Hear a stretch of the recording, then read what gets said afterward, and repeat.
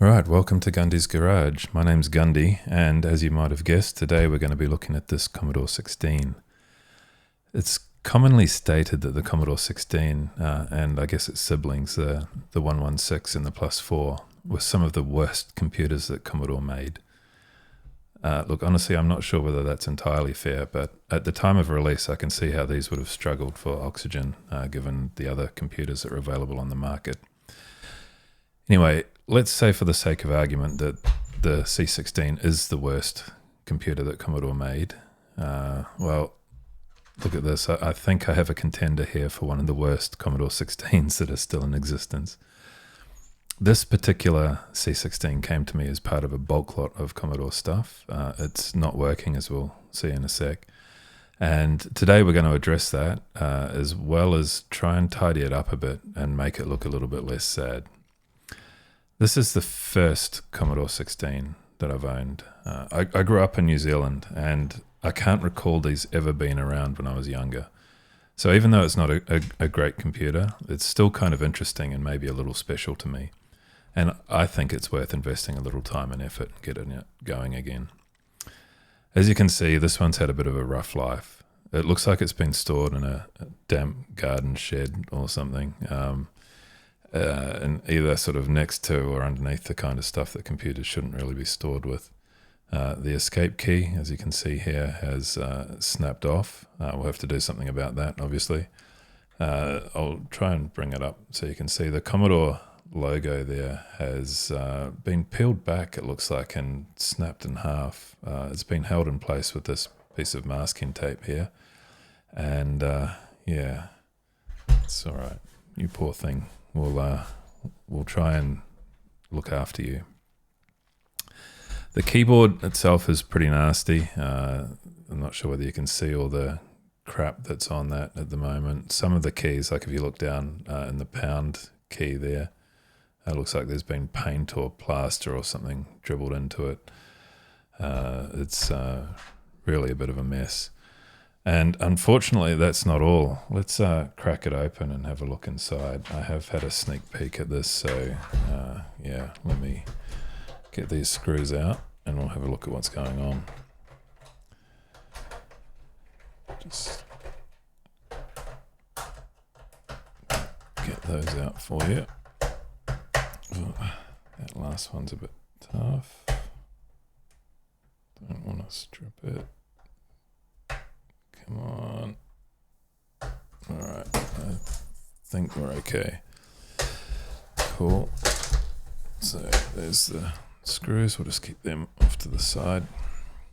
Now, have a look at that. I'll disconnect the keyboard and the power LED. But look at the focus. Look at the crap that's in there.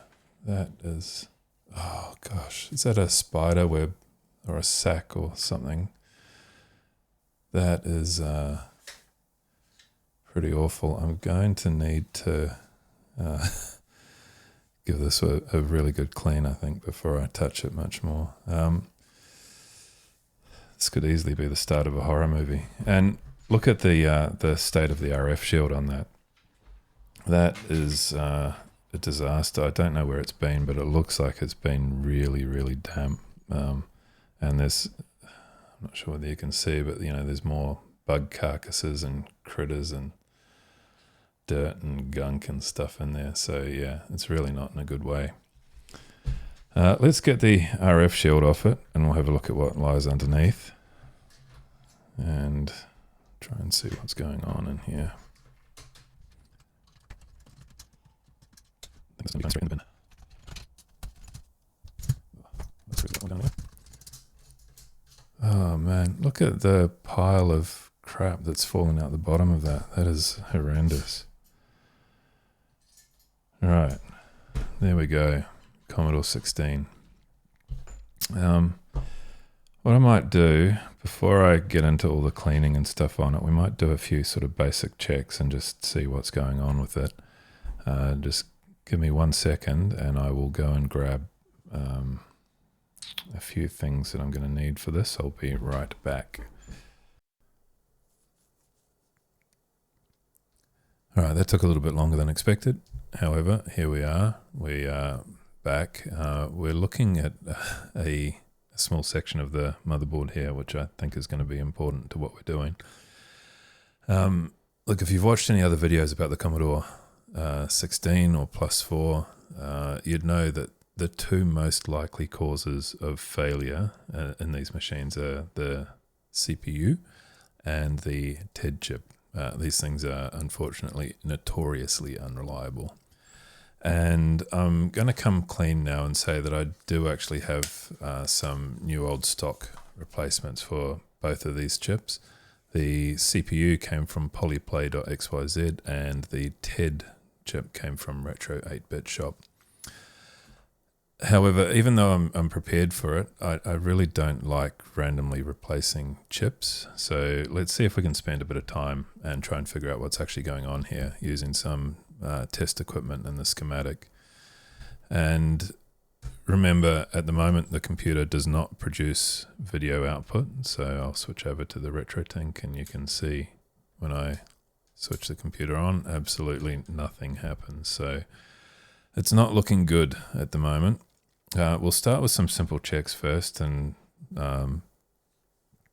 make sure that we're not going to be sending any dangerous voltages anywhere, because honestly the last thing that I want to be responsible for is sending a new TED or a 8501 to see the maker. That would make me very unhappy. So let's start by measuring the voltages. The Commodore 16 has a relatively simple power supply setup. It uses a 9-volt DC power supply, and that goes straight into this 7805 linear regulator, which in turn powers most of the motherboard. The only thing really not using the 5-volt supply, I believe, is the cassette port motor supply.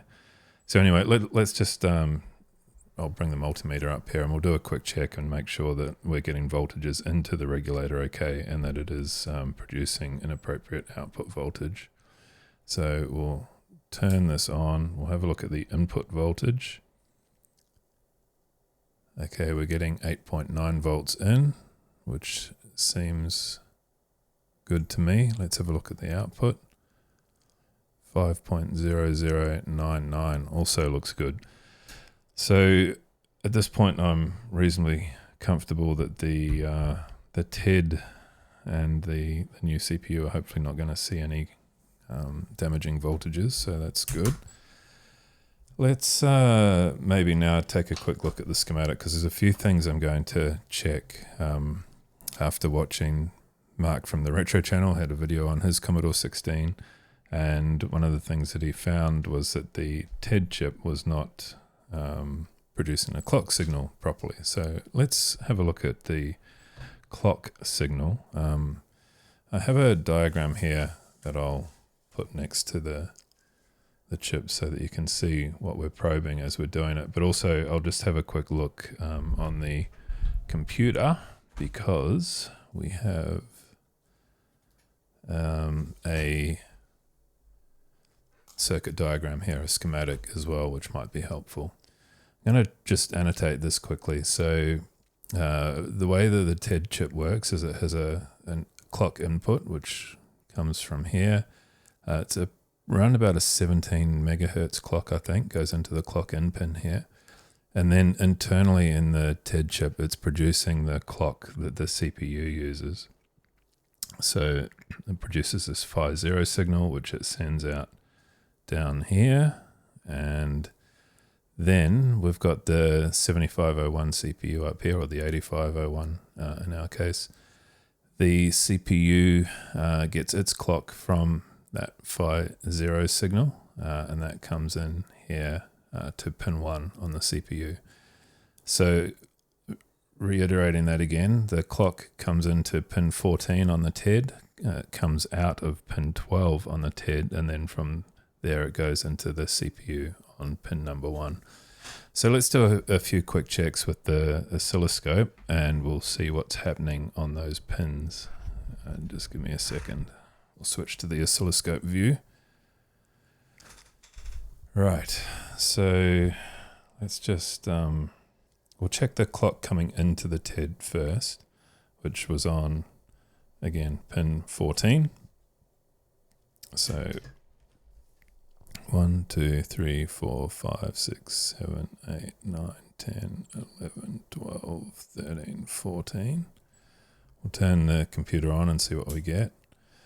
Okay, it looks like we're getting a clock in there at around about 17.7 megahertz, which I think is about right.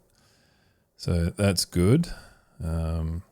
Probably not looking very good at the moment because I think I have bandwidth limiting on the scope input, which let me see if I can sort that out. Bandwidth limit, if I increase that to 200, there we go. It looks a little bit better now. All right. So close that down. Right. So the clock out of the TED, then, if that was pin 14 with the clock in on it, the clock out should be on pin 12, which is 2 over. And that's not going to be helping things at all. The clock output on the thing is dead. There's nothing coming out of that at all. All right, so I'd say that's pretty definitive that the TED chip is not working how it should be. So maybe let's yank that out and we'll put the replacement TED in and see what happens. 1 second.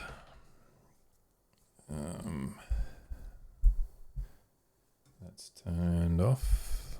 We will try and yank this out very gently, obviously, if we can.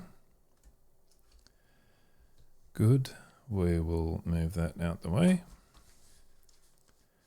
And I'll grab that new old stock TED that we had and put that in very carefully, obviously. Give it a gentle push into place. Right, now let's line up the scope again on that same pin 14 and 12, and we'll see what's happening this time around. So 1, 2, 3, 4, 5, 6, 7, 8, 9, 10, 11, 12, 13, 14. Let's see what we get.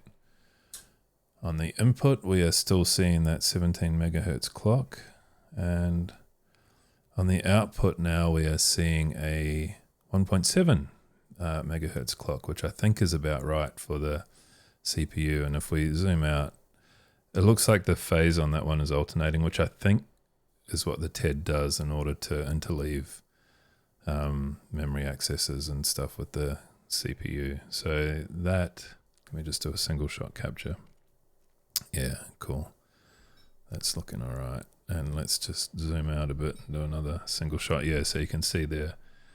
It's mainly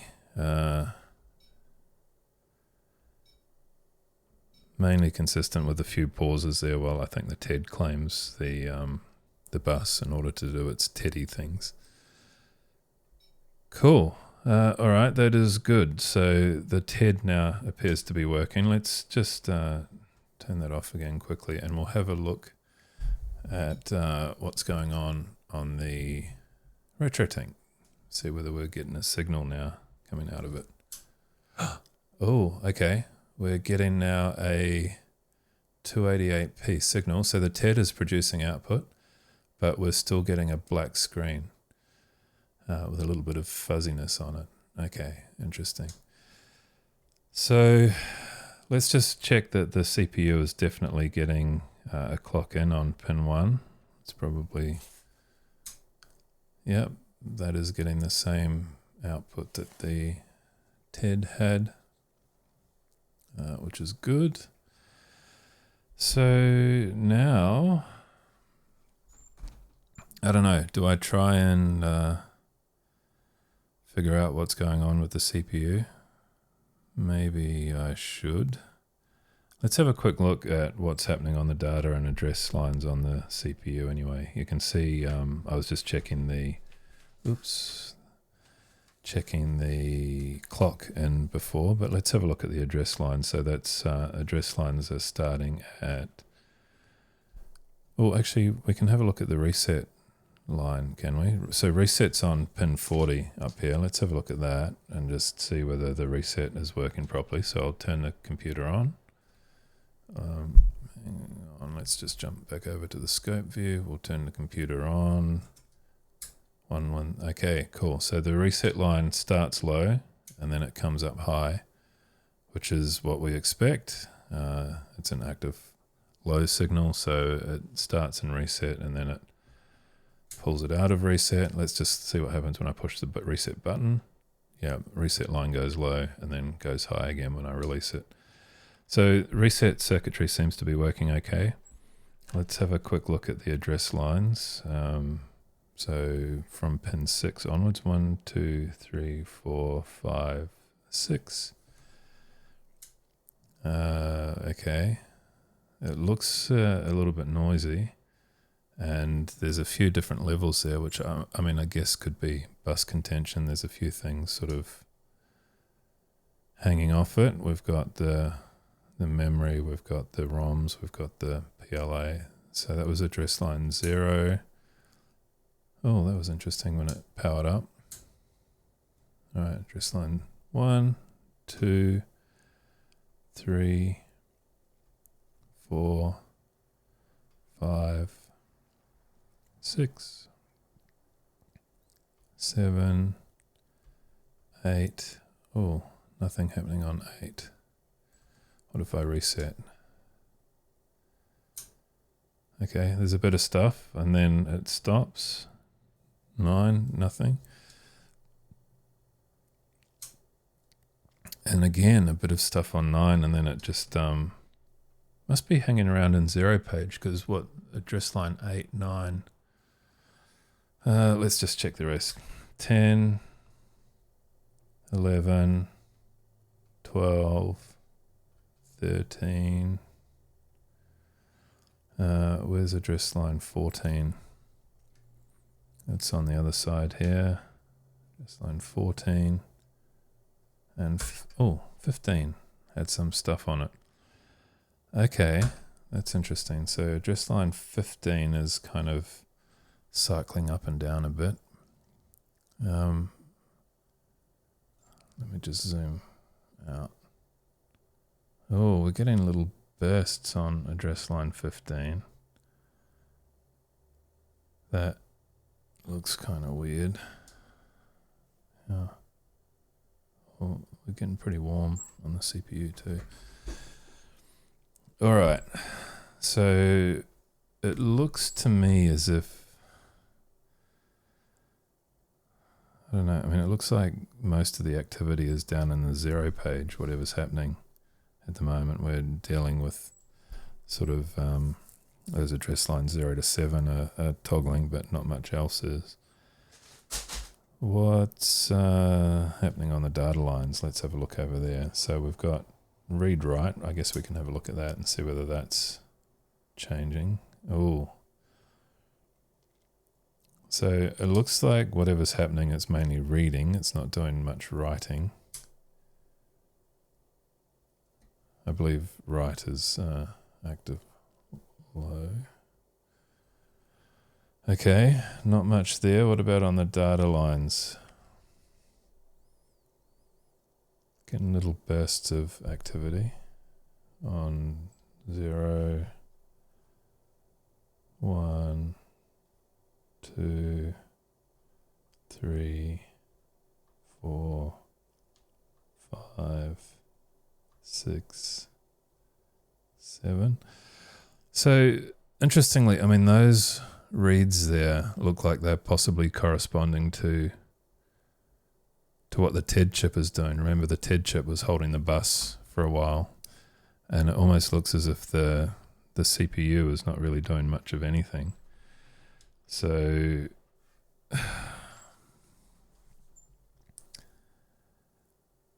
I'm gonna, what am I gonna do? I'm kind of on the fence, but at the moment it's looking like the CPU is probably not really working how it should. So look, in the interests of moving things along, let's just try swapping out the CPU and see what happens. See whether that is enough to get this thing up and running again. I'll again try and gently extract it.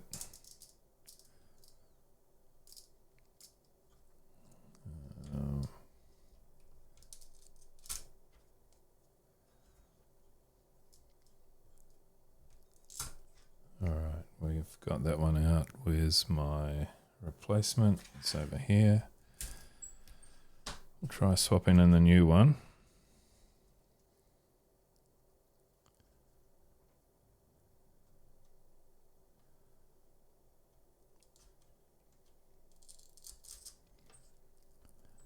And we'll see if that's enough. I'm going to confidently switch over to the RetroTink now, and we'll have a look at what happens.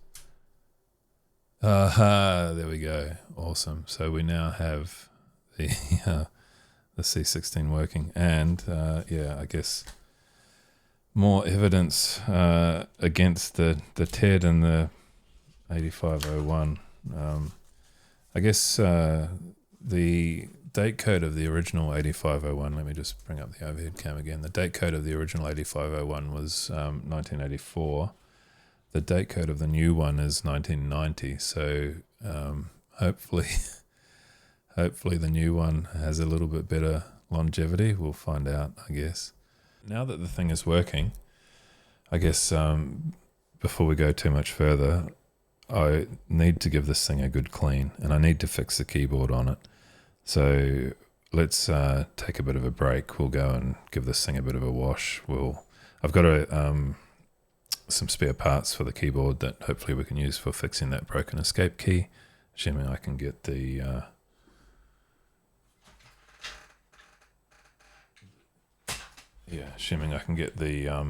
where is it? There we go. The existing plunger out of there. I need to try and pull that out with some pliers or something. And yeah, we'll give it a bit of a tidy up, get rid of all of the spiders and the other nasties that are in there. Actually, let's take the motherboard out of the case. Is that going to lift out now? Yeah, cool. And have a look at the bottom of it. Oh yeah, see, look, there's rust and crud on that as well. So I might see if I can get the shield off that. Oh, that's pretty warm too. How's the shield connected to this? Is it just clipped on? Looks like it's just clipped on, and I can probably just pry those off with my fingers if I'm lucky. They haven't been soldered on, so that's good. Another RF shield in the bin. Oh gosh, look at all of the nasties down there by the joystick port. Holy, ugh, this is just absolutely filthy. I feel like I'm going to need to have a bath after touching it. Right. Okay, good. So give me a few minutes. We'll come back. I might do a montage of the clean, and we'll come back with hopefully a clean board. And oh gosh, look at the RF modulator and the ports. We'll come back with a clean board, a clean case, and hopefully a repaired keyboard, and carry on with the jobs here. There's actually a few things I want to do when we come back. I want to replace the RF modulator with the Retro Channel 1. Let me show you some of the other stuff I've got here too. I have this board here, which is they call it the Fixteen board. And this one allows you, like it's essentially an interceptor board, so it sits in between the socket for the TED and the TED itself, and allows you to add a full 64K of RAM to the Commodore 16 without doing any modifications to the board at all. It's quite clever how it works actually. It intercepts some of the signals going to the RAM. So the way the the TED works. It's handling all of the refresh logic and those sort of things to the RAM, and you can intercept those signals and essentially prevent the on board RAM from doing anything, and the signals get routed through to the RAM on this board here. So there are two, I think, 4464 chips on here, each of them providing 64 kilobits times 4 bits. So with the two of those, you get 64 kilobytes. There's actually a little jumper switch here too that allows you to select either the original, use the RAM that's on the board, or use the RAM that's on here. So you can set it back to 16K again if you want to, again without any sort of modification of the board. So we'll put that in. The retro channel modulator comes with a Luma bypass board as well. Let me show you what that looks like. So that's another interceptor. So we're going to end up stacking these things up, right? You end up with one of these and then a Luma bypass board going on top of that, which will plug through to the output on the modulator. And then the TED chip will go on top of that. And then hopefully on top of that, I'll be able to fit some heatsinks as well.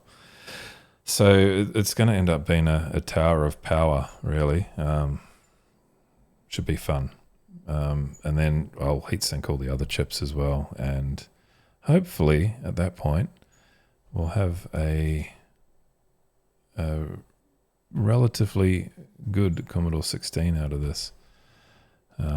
Yeah, like I said, it's not a computer that I really ever played with in my youth. But I am quite looking forward to having one around here now that's operational. Okay, cool. We'll see you back shortly.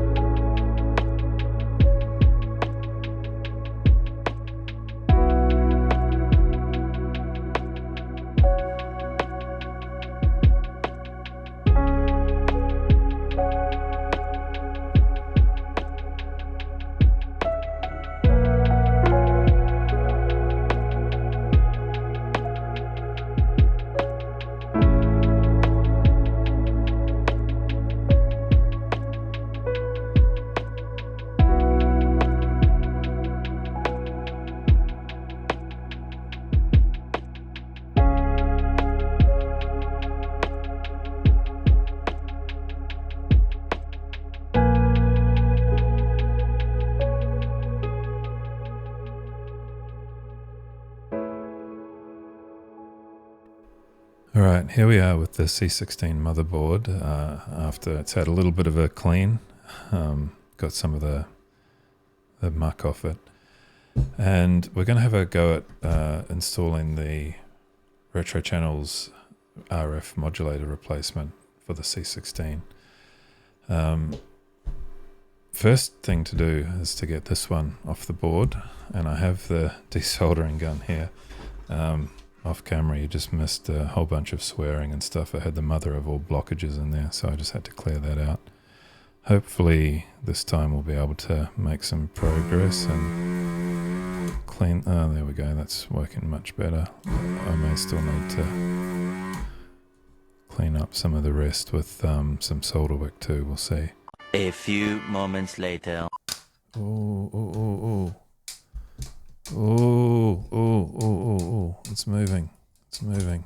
Yes. And it's off. Oh my gosh. Right. Just a bit of cleanup left to go.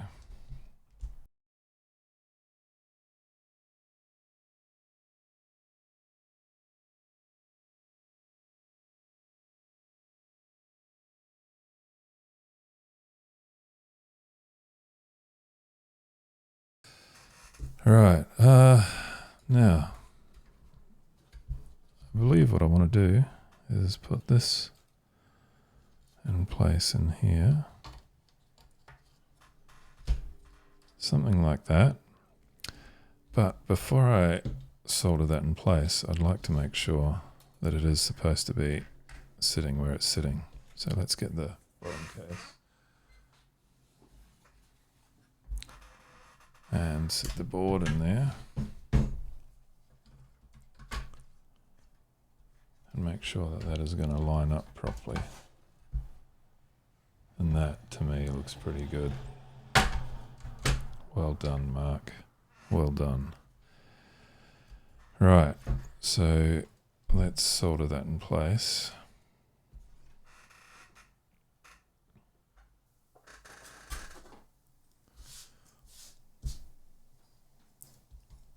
I'm just going to chuck that under there to keep it where I need it to be.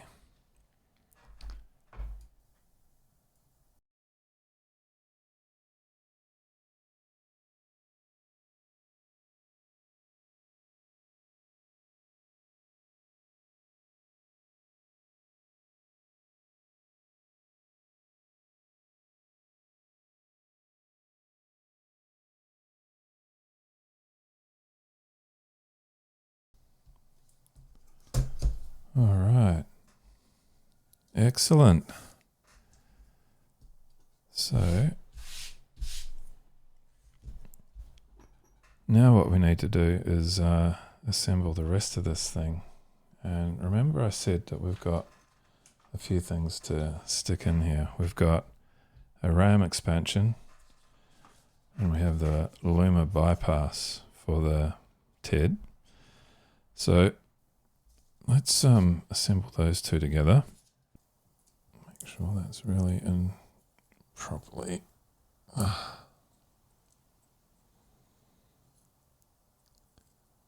Okay, so now we've got the stacked RAM expansion module plus the TED bypass board from the retro channel. Now we need to get the TED out of its location. Try and do that gently.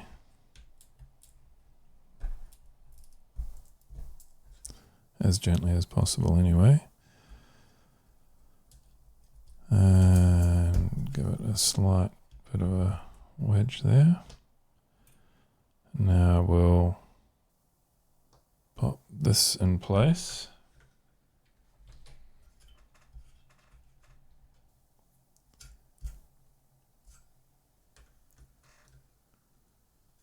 And the motherboard. Okay. And then the TED can go on top of the tower of power. The Luma bypass gets connected to the Luma bypass connector. Right.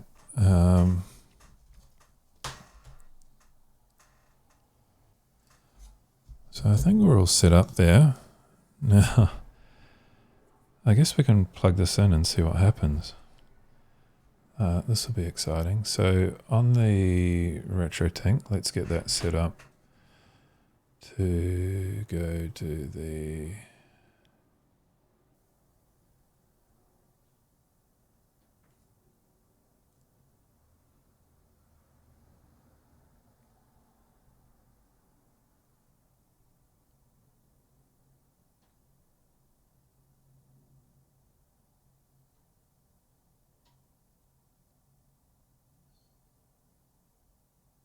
enhanced YC. So we're going to be using S-VHS this time around. I'll grab my S-VHS cable from the bundle, plug that into here, and hopefully, let's see what happens when we plug it in and turn it on. Let me just exit out of the menu. Aha! Look at that. Ooh, okay. So it looks good. There's a few little sync issues maybe with the retro tank though. Don't know what's going on there. But that signal does look a lot better than it was before, other than the sync issues. Alright, that might be something to poke around with. How would we look at that? Alright, the next thing for me to do is to have a look at getting some heat sinks on this thing. I've got these low profile, are you going to be able to see that focus? Come on. There we go. Low profile aluminium heat sinks, and they're just the right length that I can fit two of them across the TED, and they probably will be okay for the other MOS logic chips as well. So I might do something like that there. The CPU it's not long enough to fit two of them, but it's probably a little bit too long for one. So I might do that, or I might use some of these other ones that I've got here for the CPU. I don't know. I think, yeah, maybe I'll do that. I'll use the black ones there, and I'll use the grey ones, the aluminium ones on the other chips. So let's get that sorted. I need to get some heatsink tape to mount them with. So we'll get onto that.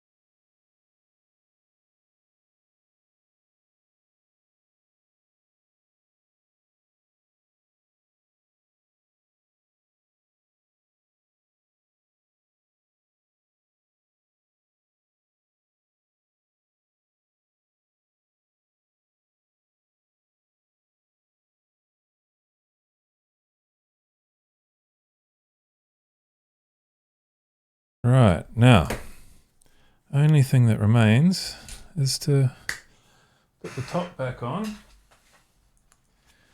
and have a look at what we end up with. So we'll set that up like that, plug the power LED in, plug the keyboard in, the way around.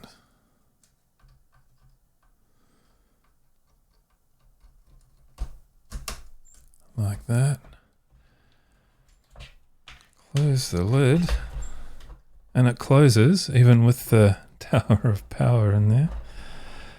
And screw it all back together, hopefully for the last time for a while. Let's put these screws in.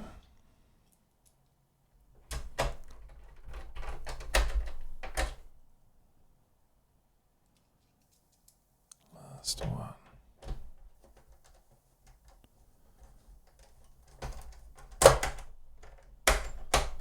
All right. How is that? Look at that.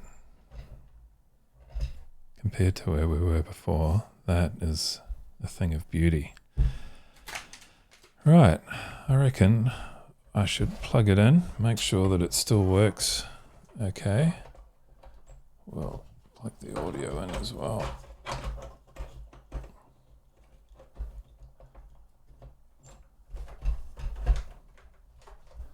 And plug the power in.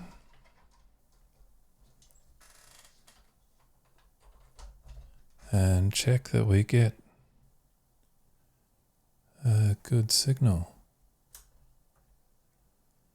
There we go, look at that. Look at that.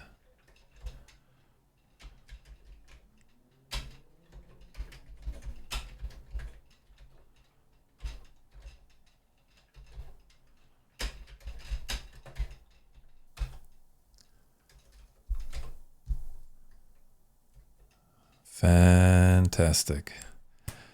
Right, I do have a Diag 264 cartridge. I guess for the sake of completeness, I should probably plug that in and see what we get from it. And make sure that we're on the right setting there.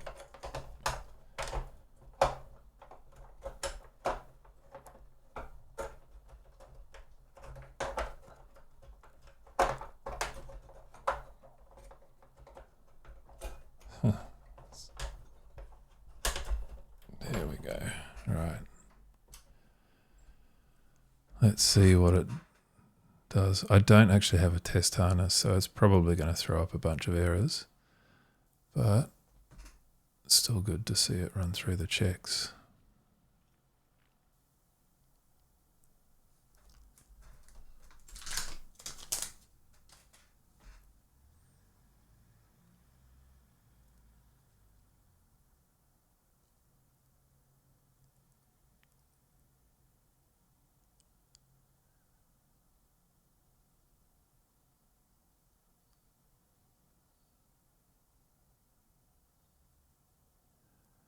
Of course, the keyboard's going to fail because it does not have the keyboard connector harness.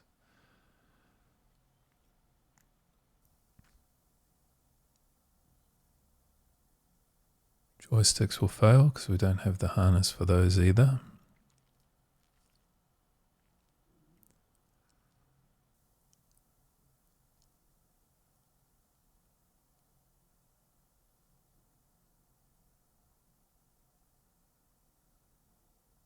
Look at all the glorious colours of the TED. Amazing. Smooth scrolling.